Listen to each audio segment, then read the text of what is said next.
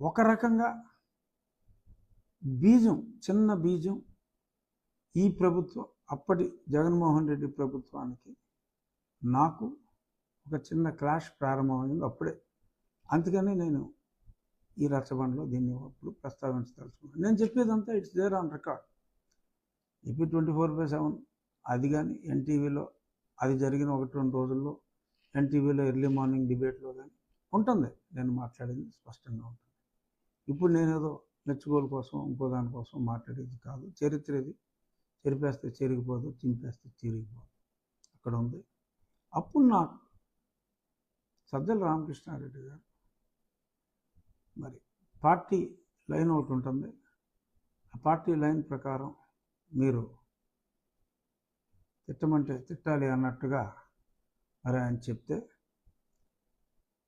అక్రమాలు అన్యాయంగా మాట్లాడటాలు నా వల్ల కాదు, ఇటువంటి పనికిమాలిన సలహాలు దయచేసి నాకు ఇవ్వవద్దు అని చెప్పి నేను చాలా వినయంగా వారి విజ్ఞప్తిని తిరస్కరించడం జరిగింది. అది ఒక మనస్తాపానికి కారణం వారికి.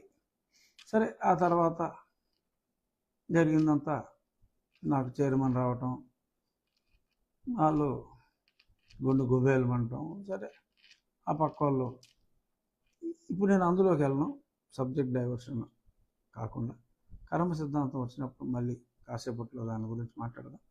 సో ఇప్పుడు మెయిన్గా జగన్మోహన్ రెడ్డి గారికి గతంలో వాడు వీడు అని నేను కొన్నిసార్లు మాట్లాడి ఉండొచ్చు, కానీ అప్పుడు నన్ను చంపాలని చూసిన ప్రయత్నాలు గుర్తొచ్చి ఆవేశము మరెందుకో కొన్నిసార్లు నేను వాడు వీడు అంటాం కూడా జరిగింది. ఇప్పటి నుంచి నేను జగన్మోహన్ రెడ్డి గారు అనే వయసులో నాకన్నా చిన్నోడు, నా స్నేహితుడు కొడుకు అయినప్పటికీ కూడా మరి 5 ఏళ్ళు ముఖ్యమంత్రి చేసిన వ్యక్తిగా నేను వారిని గౌరవంగానే పలకరిస్తాను.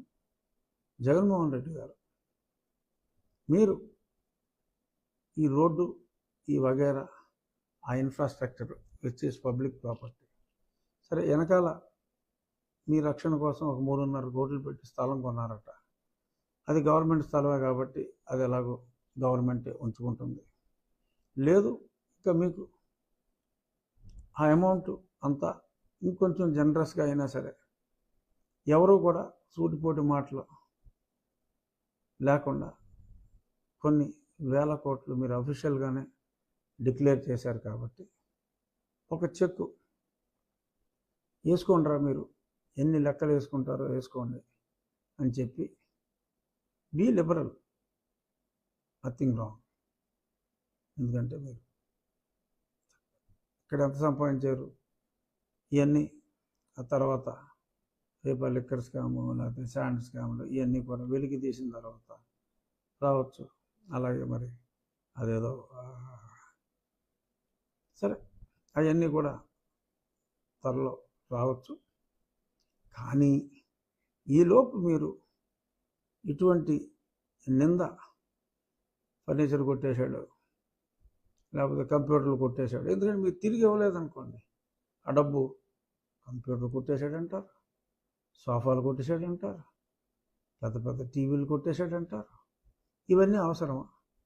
ఆర్థికంగా చితికిపోయిన కోడెల గారినే మరి అంతగా మాట్లాడారు.